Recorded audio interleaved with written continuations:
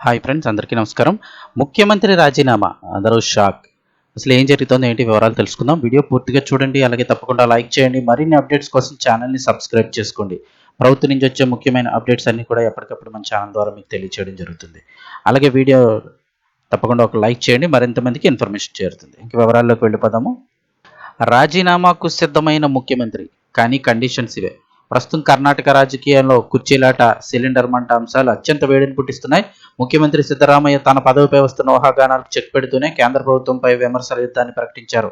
కర్ణాటక రాజకీయాల్లో ఉగాది తర్వాత పెను మార్పులు సంభవిస్తాయన్న ప్రచారం ఒక్కసారిగా ఊపందుకుంది.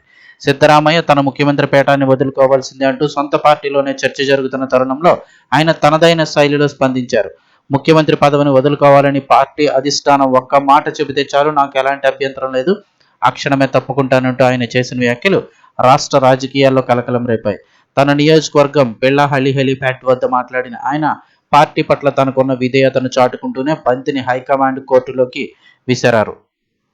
అయితే కేవలం పదవిపై వివరణతో సరిపెట్టకుండా సిద్ధరామయ్య తన రాజకీయ చతురతను ప్రదర్శించారు. రాష్ట్రంలో అత్యధిక సార్లు బడ్జెట్ ప్రవేశపెట్టిన ముఖ్యమంత్రిగా తనకున్న రికార్డును గుర్తు చేస్తూ అవకాశం వస్తే మరో 2 సార్లు కూడా బడ్జెట్ ప్రవేశపెట్టే సత్తా తనకుందంటూ పరోక్షంగా తన పట్టును చాటుకున్నారు. అధినాయకత్వంపై తనకు పూర్తి విశ్వాసం ఉందని చెబుతూనే ప్రస్తుతానికి తనే ముఖ్యమంత్రిగా కొనసాగుతానన్న ధీమా ఆయన మాటల్లో వ్యక్తపరిచారు. ఇదే క్రమంలో సిద్ధరామయ్య తన విమర్శ బాణాలను నేరుగా ప్రధాని నరేంద్ర మోదీ పైకి మళ్లించారు. దేశీయ ఎల్పీజీ సిలిండర్ ధర పెంపునకు కేంద్ర ప్రభుత్వం తప్పుడు విదేశాంగ విధానాలే కారణమంటూ ఆయన తీవ్ర స్థాయిలో ధ్వజమెత్తారు. భారతదేశంలో లక్షలాది సామాన్య కుటుంబాలపై కేంద్రం భారాన్ని మోపుతుందంటూ ట్విట్టర్ వేదికగా మండిపడ్డారు. ఈ సంక్షోభం కేవలం యాదృచ్ఛికం కాదని, దౌత్యపరమైన లొంగుబాటుకి ఇది నిదర్శనమంటూ ఆయన ఆరోపించారు. ప్రధాని మోదీ అమెరికాతో గుడ్డిగా సమన్వయం చేసుకుంటూ రష్యా, ఇరాన్ వంటి ఇంధన భాగస్వాములతో భారతదేశానికి ఉన్న దశాబ్దాల సంబంధాలను దెబ్బతీశారంటూ సిద్ధరామయ్య విమర్శించారు.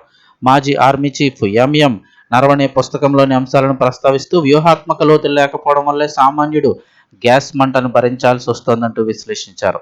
తన దౌత్య సాహసాలకు దేశ ప్రజలు ఎందుకు మూల్యం చెల్లించాలో మోదీ వివరించాలని, వైఫల్యానికి బాధ్యత వహిస్తే ఆయన తక్షణమే రాజీనామా చేయాలంటూ సిద్ధరామయ్య చేసిన డిమాండ్ ఇప్పుడు జాతీయ రాజకీయాల్లో హాట్ టాపిక్గా మారిందంటున్నారు.